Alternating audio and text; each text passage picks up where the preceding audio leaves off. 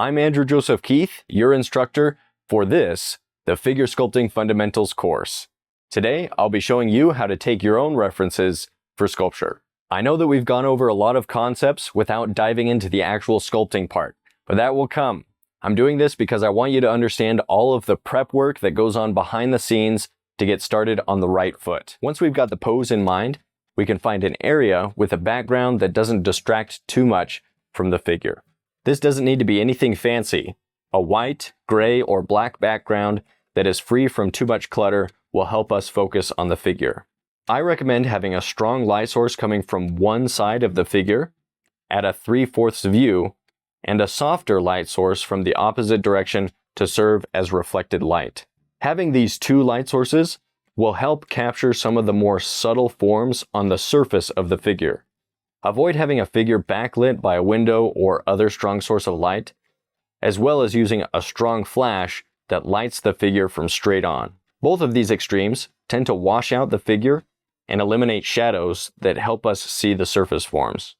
Now let's talk about placing the camera. We should make sure that we are far enough back so that the figure will not be distorted because of the extreme perspective. For example, if I was sculpting a bust of myself and took reference photos with the camera too close from the side view, it will appear that my ear is much larger than it actually is. From the front view, my nose will appear too large because it is closest to the camera. So make sure that your camera is a good distance away. Usually about 2 body lengths or 10 to 15 feet is a good rule of thumb. When capturing references of the full figure, we should try to have the camera at about waist height so that it doesn't distort the head or the feet. That being said, there are some areas of the body that might be easier to observe if we take close-ups from above or below. So after we make our first 360-degree turnaround from farther back with the camera at waist height, we can then take another 360-degree turnaround from above or below and closer to the figure to capture more details. Close-ups of some areas like the hands or the face can be very helpful. Okay, now that we've got the space for the photo, the lighting set up, and the camera in the right place, it's time to take the references. I usually use my phone to take these references, so I'll set up my phone on a tripod or a desk standing upright, facing the front so I can see that I'm inside the view of the camera, and I will press record to make a short video. If your camera has time-lapse capabilities, you can also set it to take incremental photos at a rate you determine in order to bypass having to take a video. Notice with this setup, the camera and lighting are stationary and the model will turn.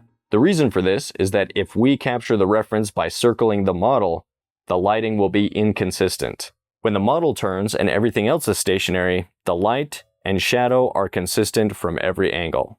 As the model's turning around to get that 360-degree look at the pose, the trick is to turn in place as slow as possible. As you turn, your load-bearing foot may change for a second, so move as little as you can and then make sure that you come back to the correct pose again. Pause for a second, then continue turning. Keep in mind that if the model is flexing from one angle, but relaxes as he turns, the references will not be consistent. The goal is for the pose to be the same from every angle. If done right, we should have around 20 to 30 times that we've paused in order to turn full circle. As we are finishing up, continue to turn past the starting point to make sure that we have all the angles that we need and that we didn't stop short of the full 360. It is important to have all of these different angles because whatever information we cannot observe from our references, we will have to make up. This may be fine for some experienced sculptors who already understand the figure and anatomy and the forms, but for most people starting out, imagining details tends to make things worse, not better. Okay, now that we have the video, we can use that as a reference by pausing at different spots. This works fine, but what I prefer to do is to take screenshots of the pose from each angle that we paused for. Once I have taken all those screenshots, I can move the photos into a folder and just swipe back and forth on my phone to turn the figure around. If there are areas that are better referenced from above or below, we can repeat the same process with the camera at different angles in order to capture additional information. And there you have it, an easy way to create your own references. If you have someone that can help you with the process, as a model or as the person behind the camera, You can just skip the video process and just take photos from each angle as the model turns. Okay, thanks for watching. I hope this gets you excited to think of some new poses that you can start sculpting with references that you take yourself. This is especially useful for gesture studies because you can be more creative and choose your own poses. Sometimes you'll find a single photo of a pose that you want to sculpt, and you can use this method to take additional references of you or a friend in that pose. Just keep any photo safe that you wouldn't want to get out accidentally. I'd say that nobody wants to see it, but I bet there are some people out there that would want to see that. And it's probably the last person in the world that you would want to have see it. So, take photos responsibly.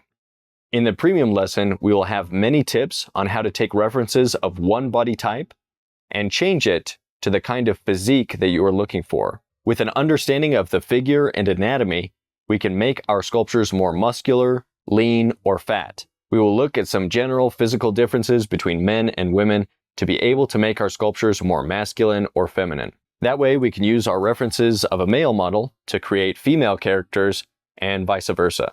In the premium course, there are additional demos, lessons, and much more